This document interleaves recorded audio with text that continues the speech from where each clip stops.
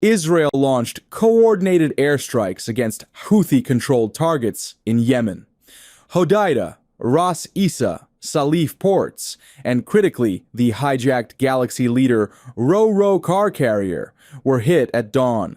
These strikes followed within hours of the first Houthi assault on commercial shipping in over 6 months. On July 6th, Houthi forces attacked the Liberian-flagged bulk carrier Magic Seas, some 51 nautical miles off Hodeidah. Small arms fire, RPGs, and drone boats struck the ship's bow and hold, triggering fires and engine damage. The crew abandoned ship and were rescued safely, fortunately without casualties. Israel responded swiftly.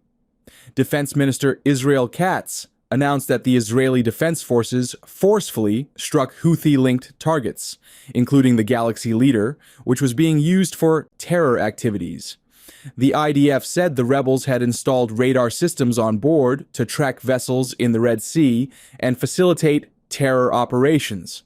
The Galaxy leader was seized by Houthi rebels in November 2023 and anchored at Ras Isa.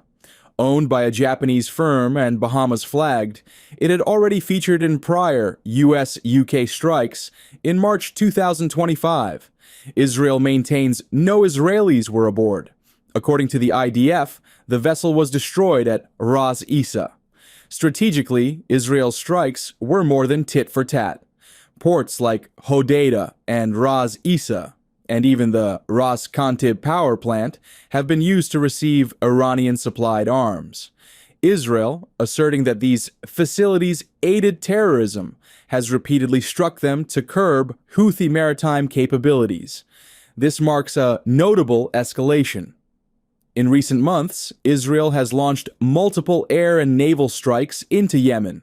May strikes disabled Sana'a airport. June saw naval strikes on Hodeidah using Israeli warships. These actions followed Houthi missile launches toward Israel, including one that triggered alarms near the Dead Sea and West Bank sirens. The current operation signals a new threshold. Striking a vessel used as a floating radar base shifts Israel's posture from defensive to aggressive action deep into Yemeni waters. It demonstrates that any Houthi tool deemed critical to terror operations may be destroyed.